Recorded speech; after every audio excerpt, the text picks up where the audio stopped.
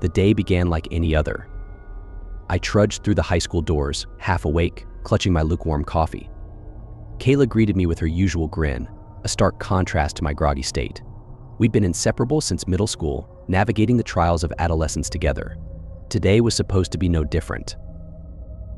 The morning was a blur of lectures and note-taking until fourth period. We were in history class, learning about the Civil War, when the announcement came. Attention students and staff, we are now in lockdown. This is not a drill. Repeat, this is not a drill. A collective shiver ran through the room. Our teacher, Mrs. Collins, quickly locked the door and turned off the lights.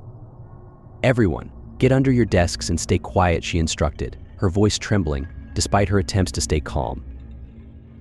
I glanced at Kayla, who was crouched under the desk beside mine. Her eyes were wide with fear, mirroring my own. We clutched each other's hands, a silent pact that we would face whatever was coming together. The minutes dragged on, each one an eternity. The only sound was the faint hum of the school's ventilation system and the occasional whisper of a terrified student. Then, the silence was shattered by the sound of gunfire echoing through the hallways. My heart pounded in my chest. I could hear footsteps outside the classroom, slow and deliberate. Whoever it was, they were getting closer. My grip on Kayla's hand tightened. We exchanged a glance, a mix of terror and determination.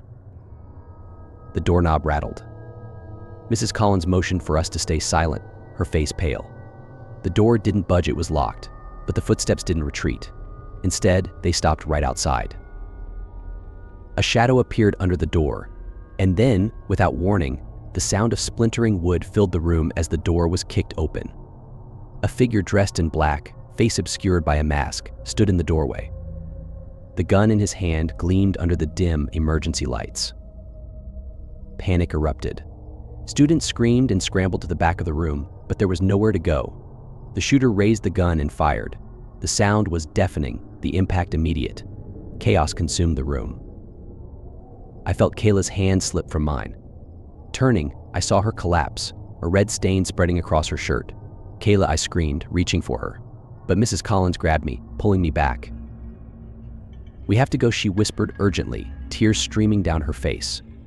She dragged me towards the emergency exit at the back of the classroom, but I couldn't take my eyes off Kayla.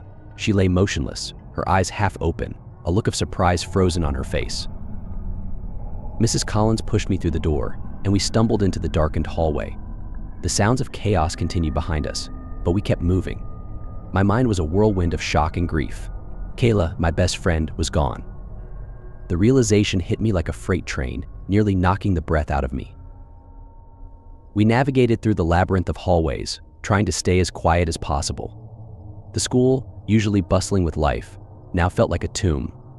Every corner we turned, every shadow we passed, I expected the shooter to appear. We finally reached the main entrance, where police officers were flooding in, weapons drawn. They escorted us outside, where the sun was setting, casting an eerie glow over the scene. Students and teachers were huddled together, some crying, others in shock. I looked back at the school, the place that had once been a safe haven, now a scene of horror. Kayla's face flashed in my mind, and I felt a wave of grief crash over me. She was gone, and I hadn't been able to save her. In the days that followed, the details emerged. The shooter was a student, someone we'd seen in the hallways, someone who'd been silently suffering. The why didn't matter to me.